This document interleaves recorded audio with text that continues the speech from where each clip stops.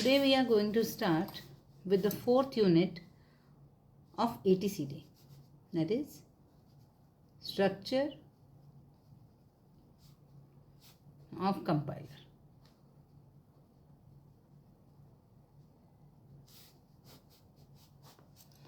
First, what do you mean by compiler? Compiler is a program, or simply we can call it as a translator, which translates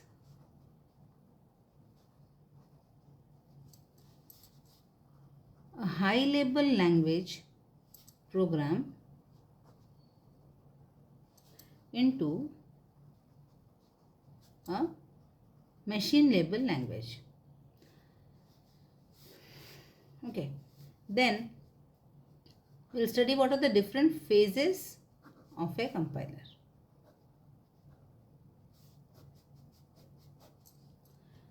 Compiler has 6 phases, which are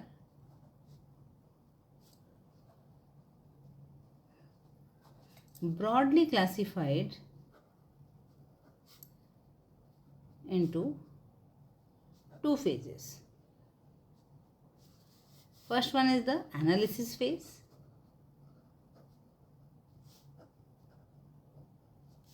which comprises of lexical analysis or lexical analysis phase. Okay. Then syntax analysis phase, and the third one is the semantic analysis phase. Then comes the second one. Second one is the synthesis phase,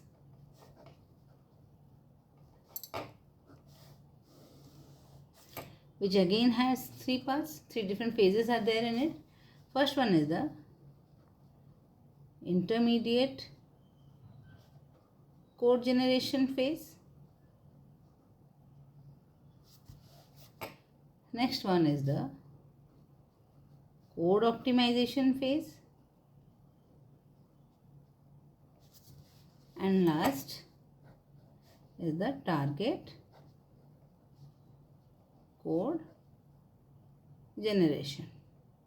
So the compiler has totally 6 phases: lexical, syntax, semantics, intermediate code generation, code optimization, and target code generation. So now we will study in details the 6 phases of the compiler, and along with that it has 2 data structures. One is your symbol table and next one is your error handler.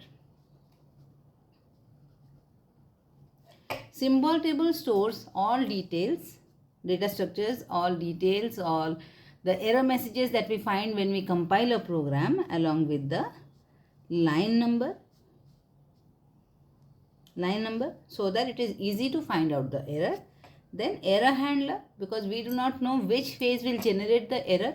So error handler is connected to all the 6 phases of the compiler, so that if any error is found in any of the phases, it will be handled by the error handler. Now we'll go to the different phases of the compiler. We'll take a simple example and see what are the outputs that each phase is going to generate.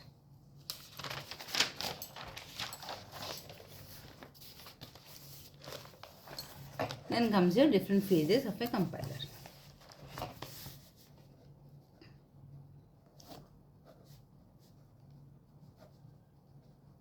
It has 6 phases. First one is the lexical analysis.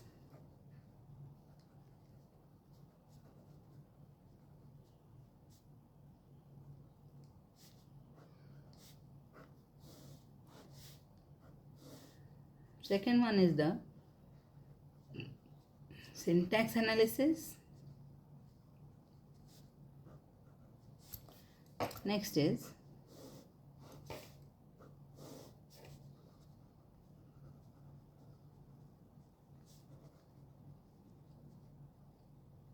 semantic analysis.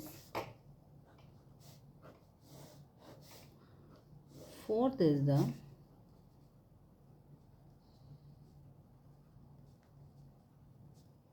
intermediate code generation. Okay. Fifth is the code optimization.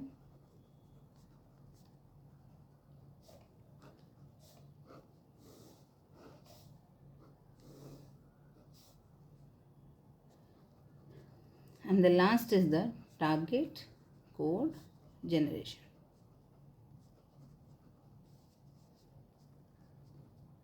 As I have already told you, these will be connected with the error handler as well as the symbol table.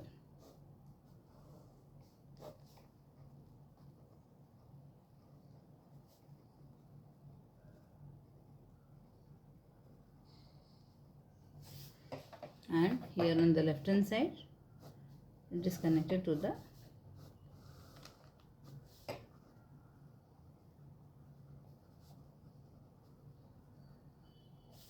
now these are connected to all the phases of the compiler.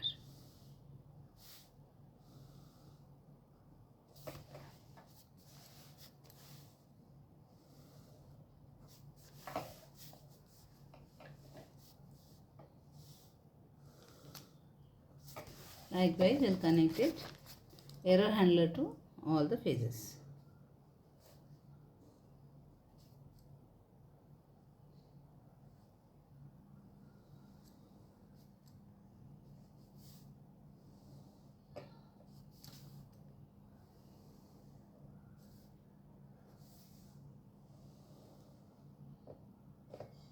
So these are the different phases of the compiler, and here symbol table is connected and error handler is connected to the different phases of the compiler. Okay, error handler will handle the error that you are getting in the different phases of the compiler.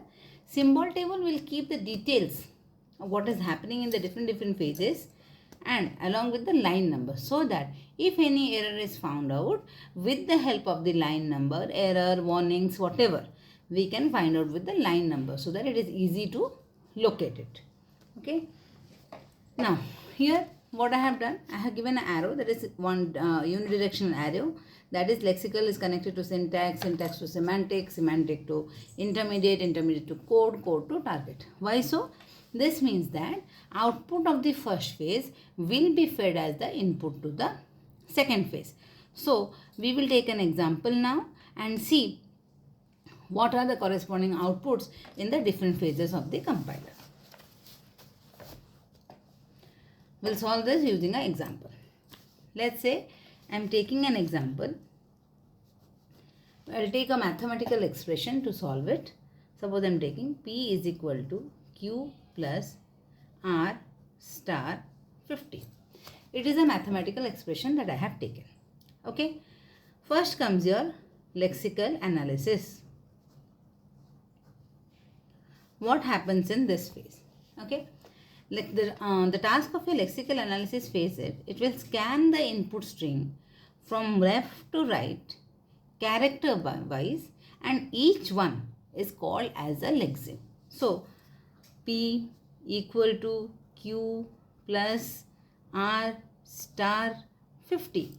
All are called as what? They are called as lexemes. Okay. Then what the lexical analysis phase will do? It will group the similar kind of lexemes into one and call them as a token. Now we will see how to group the similar one. Let's say I took P. What are the similar terms given in here in the expression, in the lexemes? Similar is P, then Q, then R. They seem to be similar. So these are the variables. What are the variables used for? Variables are used to identify something. So we can call them as identifiers. Okay. Next comes, let's say I am taking equal to. Other that seem equal to, equivalent to equal to are plus and star. So plus and star. These are called as we all know, these are your operators. Okay. And the last one remaining is 50. What is 50? 50 is a constant. Now, this grouping, identifiers, operators, constants, these are the names given to a group of similar lexemes. So, these are called as your tokens. Okay. So, what is the output of your lexical analysis then? It generates tokens. So, the task is called as tokenization. Okay. Now, this output will be passed to whom? It will be passed to the syntax analysis phase. Okay. So, syntax analysis phase, then the second phase is your syntax analysis phase. Syntax analysis phase generates two types of trees. One is called as the syntax tree and the second one is called as the parse tree. Okay. Let's see what is the syntax tree. Syntax tree means we will only consider the expression in terms of your operators and operands because they decide the syntax. If you are not writing it properly, then we will get a syntactic error. So, what we will take? As all you know, when we construct a tree, we start with the root node. Why I am writing equal to over here? Because what is the expression? P is equal to Q plus R star 50. That means P is equal to the rest of the expressions given on the right hand side. So, P should be the left child of the tree. So, now here what I will do? I will write P over here. Okay. And one more concept we need to remember over here, that when we scan a tree, we scan from left to right. That means from left to right, we will get the expression. I am making it, you look. What is the next expression then? Q plus R star 50. So, for plus on the left hand side, we should have Q and on the right hand side, we should have R star 50. So, here what I will do? I will make it plus. Okay. On the left hand side, I will have Q. So, what is the remaining? Q plus right hand side would be R star 50. So, what I will do again? I will write star over here. Then left child is R. Then right child is 50. Okay. Now, scan the parse tree or can scan the syntax tree. P is equal to Q plus R star 50. When we read the leaf nodes and we get the expression given in the question, then our syntax tree is correct.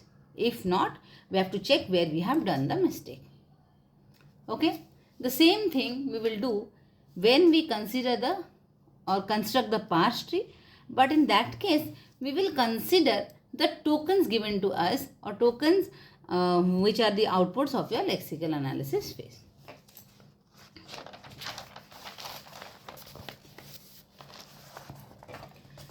Now, and that tree is called as your parse tree.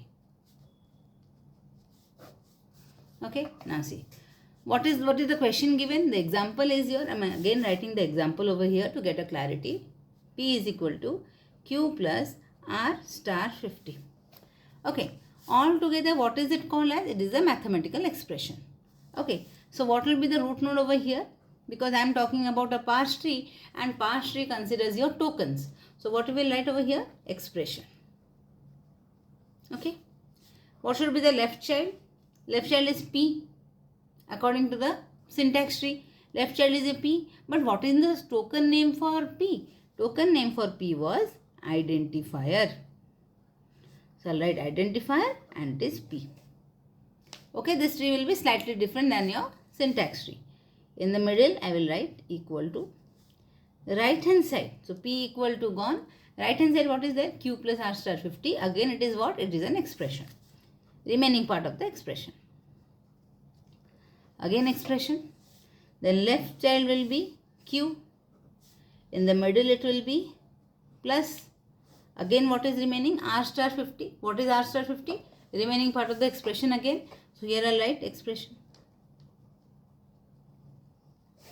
Okay. Then again left child. What will be the left child? R middle will be star, right hand side. What is remaining? Only 50. We should write r star 50. But what is the token name for 50? It is your constant. So I'll write constant, then I'll write 50.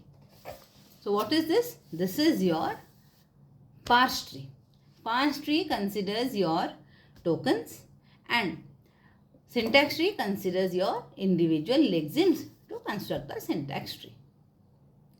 Okay. Then comes your third phase. What is the third phase? Third phase is your semantic analysis phase. So what is the task of the semantic analysis phase? Semantic analysis phase does your type checking. Okay, it does your type checking. Suppose I'll give an example. Integer a is equal to 12.5.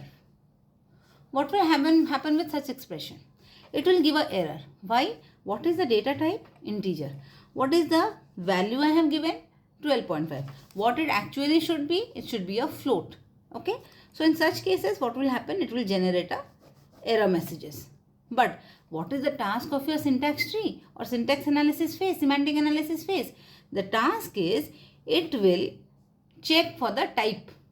So any constant present in the expression in that passes through your semantic analysis phase, what will happen? It will only take the type of that particular syntax, and if any constant is present, it will convert that into a real number by using a keyword into real. So it also generates a tree. Semantic analysis phase also generates a tree. But what that tree is called as? The tree is called as annotated tree. It will be the same as the syntax tree with a slight change. We'll see what is the slight change. Now see. What was my tree in your syntax tree? I'll draw that and I will show what will be the changes in an annotated tree. Okay. Now, what was the expression? P is equal to Q plus R star 50. Now I'll write equal to. Left hand side was P. Right hand side was again plus Q star R. Now in syntax tree, what you are writing? We are writing directly 50 over here. But here what we will write? Into real and then write 50. Any constant present in the expression will be converted into real number by using this keyword into real, and such tree is called as annotated tree. Okay. Then comes the fourth phase. What is the fourth phase? Fourth phase is your intermediate code generation. Before doing this, let me explain you what is this about. Intermediate code generation means here we are getting one form. In your lexical, syntax and semantics, we are getting the lexemes, then we are tokenizing them, and then we are constructing the syntax tree, parse tree, annotated tree using those values only. Intermediate code generation means we will look for the optimization. Okay, what type of complexity do we study in a program? We study two types of complexities in a program, that is your time complexity and space complexity. Here what we will consider here, we will look after the space. Space means what? We will store the values when we execute a particular expression. Storing each time in a secondary memory would be costly.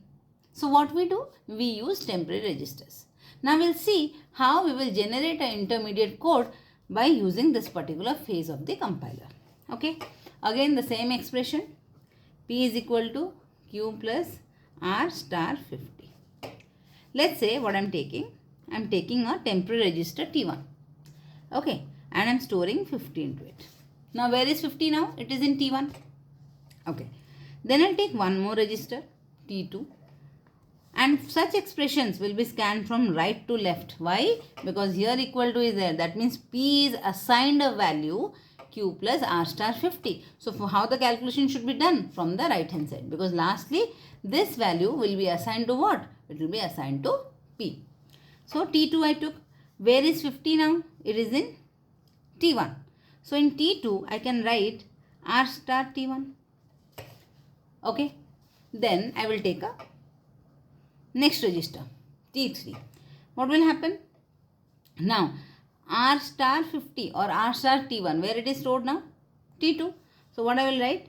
Q plus T2. Okay. Then, total right hand side expression, where it is stored now? In T3. So to whom this value should be assigned? This should be assigned to P. So last one I will write P is equal to T3. Total 3 address should be there. Now see, 1, 2 and 3. That's why this type of code generation is called as 3 address code, or in short we call it as TAC. Okay. Intermediate code generation does not only generate the 3 address code, but it is the simplest one. So we are showing while doing an example. It also generates a postfix notation,